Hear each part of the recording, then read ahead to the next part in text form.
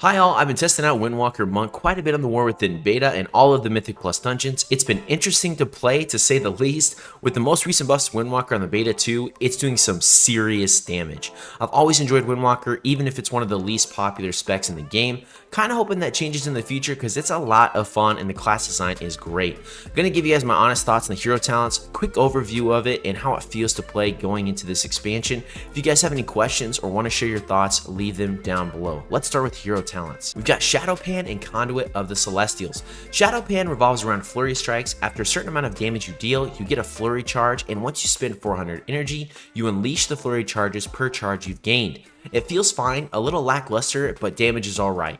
Wisdom of the Wall is pretty cool. Every 10 flurry strikes we get an effect, which could be increased critical strike damage, dodging crit chance, flurry strikes hitting more enemies, or just mastery being increased.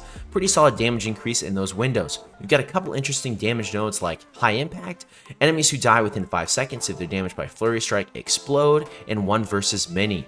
Damage of Fist of Fury increases by 10% and counts as double for flurry charge generation, which is sweet. We've got a couple cool defensive nodes like Whirling Steel, Predictive Training, Protected Serve, and Lead from the Front, which are great. The tree is kind of underwhelming and boring for me personally. Conduit of the Celestials, on the other hand, is a winner for me and carries Windwalker hard. We get a new ability called Celestial Conduit. We radiate millions of nature damage that increases the damage by 6% for each enemy hit by up to 30%. Actually insane in big packs, but great for single target and bosses too damage-wise. It's a 4-second channel, but you can move while doing it, which is lit, plus it looks really cool. Unity Within, which is the last node of the tree, and Celestial Conduit can be pressed at any time while channeling to call upon the Celestial to do some big damage. What I really like about this is you can choose when to use it at an optimal time, or it'll just auto do it at the end of the cast. I really like Flight of the Red Crane. It gives us extra energy regeneration, which feels solid since we do feel a little energy starved at times. We've got a few other nodes that just straight up buff some damage of our abilities, and that playing with our Celestials for a little extra survivability. We also get a choice of Nizal's Protection, which gives us a 25% absorb shield of max HP, with Fortifying Brew, or Jade Sanctuary to heal us for 10% of max HP during Celestial Conduit and take 15% less damage. Overall, I love this tree a lot. Very, very fun to play and has huge burst windows. Our tier set plays 100% into Tiger Palm. 2 set buffs our next melee ability by 5% after using Tiger Palm, and our 4 set causes other melee abilities to increase the damage of Tiger Palm that can stack up to 6 times. This also calls Tiger Palm to cleave damage to other nearby enemies. Honestly, pretty cool tier set and synergizes well with our rotation and hero talent trees. Survivability wise, we've got our main defenses with Diffuse Magic, Fortifying Brew, and Touch of Karma, which are all solid, but what I've really noticed is our off healing with Vivify. It's pretty nuts how much you can heal.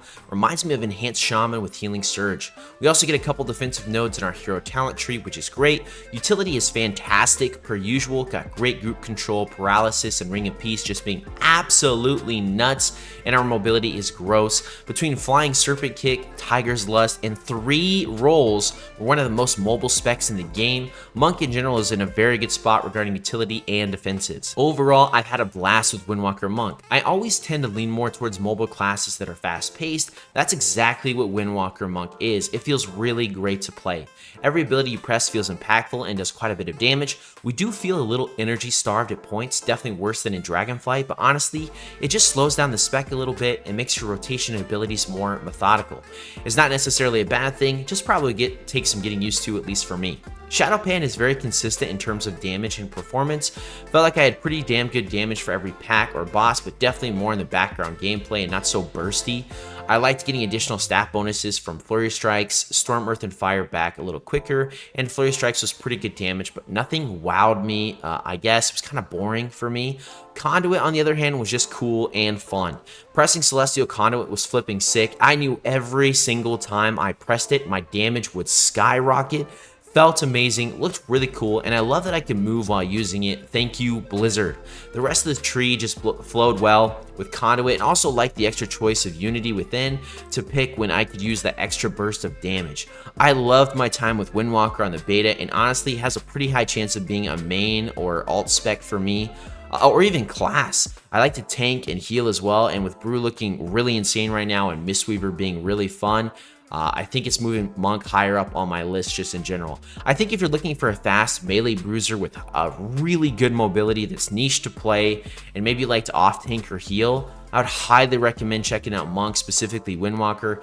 It's always been a fun spec and just doesn't get the love it deserves. I hope you guys enjoyed the video. I'll have a lot more videos covering specs and classes and more for the War Within, so hit that sub button and keep an eye out for those. Thank you guys for watching, and I will catch you in the next video.